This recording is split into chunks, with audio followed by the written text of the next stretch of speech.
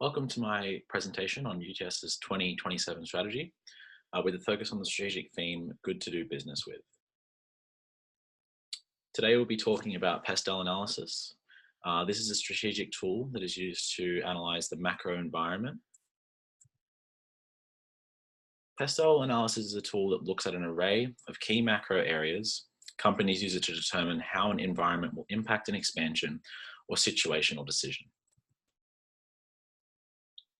Analysis of the political environment is key to developing and strengthening future strategic direction for UTS. The Australian government plays a major role in the education sector and thus has a large impact on UTS. All policy regarding funding and student places/positions trickles down to universities, impacting their intake of local and international students. The current Liberal Party in power creates policy around driving business growth. In June of 2018, the Australian government introduced a policy to freeze funding to universities, making application to certain courses more difficult due to an increase in demand and shrinking positions. The impact of this policy will have on UTS is quite minor. However, of the entire $2.2 billion freeze, UTS will only experience a decrease of 1.9% in funding. Between 2010 and 2018, Australia has seen 6 different prime ministers.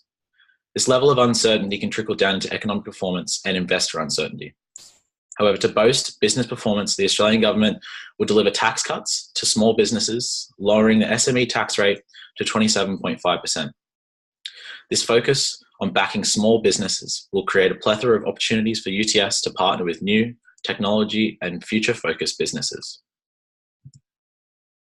So what does this mean for UTS? Boasting business performance is great as it gives more money to businesses and increases UTS's ability to form strong partnerships.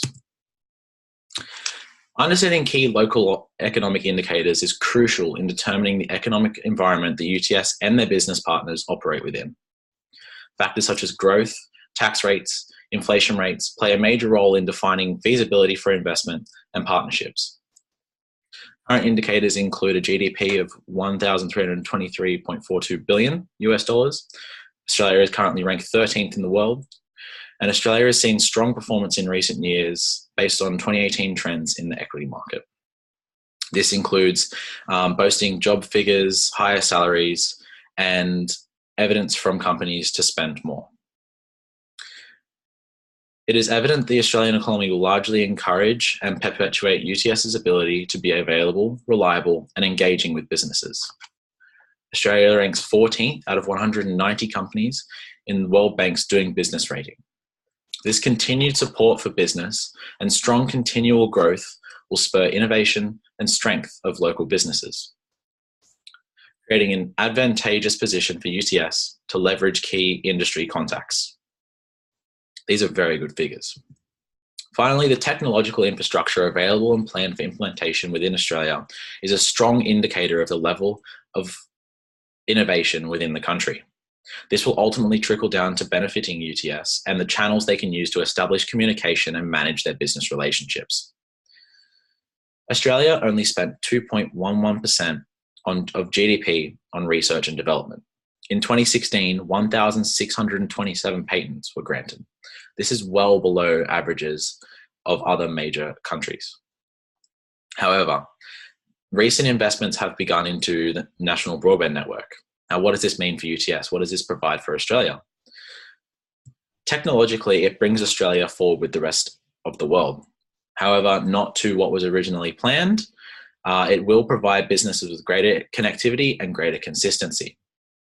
While the process has been slow and the outcome may not be what was initially promised, UTS can leverage this technology to improve communication channels with businesses, as well as improving the ability to share large data and information.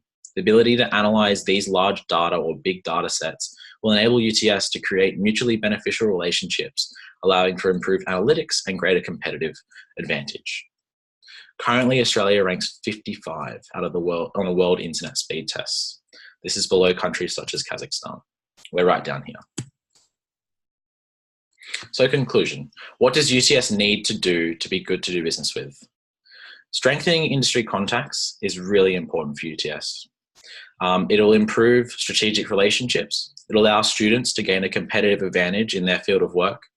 More contacts and more business relationships means further innovation and technological advancement for both UTS and Australian businesses. And it'll enable UTS to solidify their position as the #1 tech uni in Australia. Thanks for listening.